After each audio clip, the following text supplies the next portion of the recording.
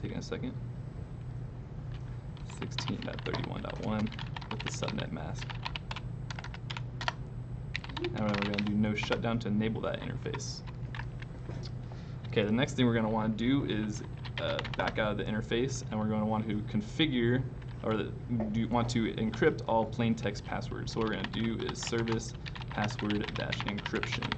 And that makes it so that anyone looking into the config file won't see the password in plain text.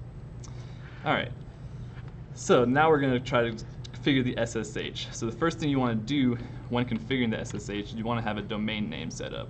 So what you want to do, IP domain name, and we're going to make it main.com.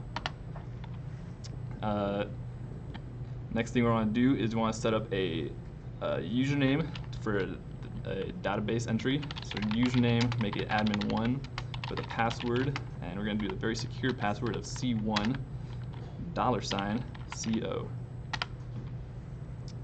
All right. So now we have that first step done of configuring the SSH. We're going to want to generate the RSA keys. To do that, you want to do the command crypto space key generate RSA. It'll prompt you for how many bits you want to put in the modulus. For this one, we're going to want to put 1024, and just like that, you have crypto keys.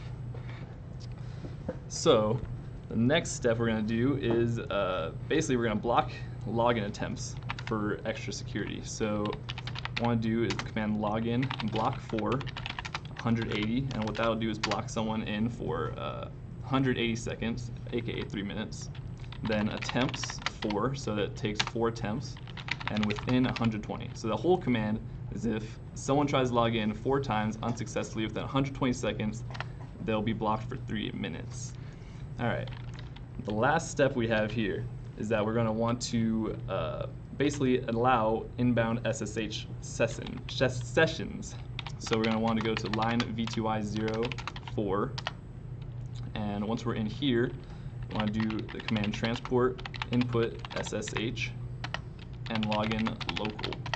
And so what that'll do is that'll allow you now to connect to the router securely and remotely. And the last thing that we're going to want to do here is exit out a few lines, and basically we're just going to save it all to the configuration, startup configuration, and that will allow it to stay enabled. And that's basically how you set up secure passwords and SSH for a router.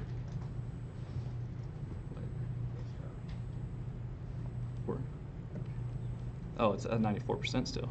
I wonder why. Check the assessments real quick.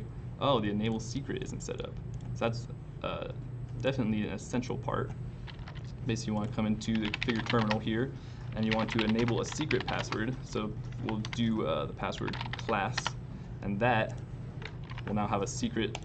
That will allow you to connect to this with a password. And now that should be everything.